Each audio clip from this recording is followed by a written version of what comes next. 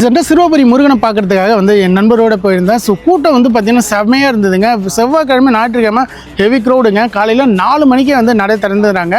So அந்த கூட்டத்துலேயும் வந்து பார்த்தீங்கன்னா நான் வந்து 100 ரூபா 50 ரூபாயில் போகாமல் ஃப்ரீ என்ட்ரிலே போனேங்க. ஸோ போனதால் வந்து பார்த்தீங்கன்னா ஹைட்டாக நின்று நம்மளால் முருகனை வந்து பார்க்க முடியுது.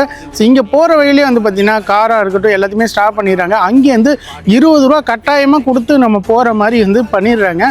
ஸோ ஆட்டோவுக்கு ஒரு ஆளுக்கு 20 ரூபா அப்படின்னு சொல்லிட்டு போயிட்டு முருகனை தரிசிக்க அர்ச்சனைலாம் வாங்கிட்டு போயாச்சு. கீழே வந்து பார்த்தீங்கன்னா 1.5-2 மணி நேரம் கிட்ட நம்ம வந்து நிற்கிற மாதிரி ஆயிடுச்சு.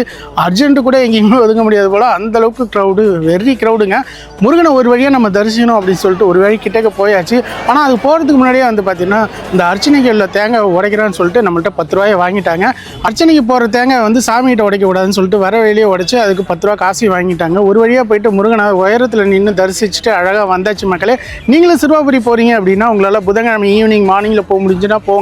பட் ஞாயிற்றுக்கிழமை செவ்வாய்க்கிழமை தயவு செஞ்சு போயிடாதீங்க. அவ்வளோ க்ரௌடு இருக்குது மக்களே. ஆனால் நீங்கள் வந்து ஃப்ரீ என்ட்ரியில் போனீங்க அப்படின்னா முருகனை நேருக்கு நேராக நின்று உங்களால் பார்க்க முடியும். அதே 100 ரூபா 50 ரூபா அப்படின்னா ஸோ பக்கத்தில் நின்று பார்க்குறதுக்கு முருகனே பார்க்க முடியாது. ஸோ அதனால் முடிஞ்ச வரைக்கும் ஃப்ரீ என்ட்ரியில் போக ட்ரை பண்ணுங்கள் மக்களே. ஸோ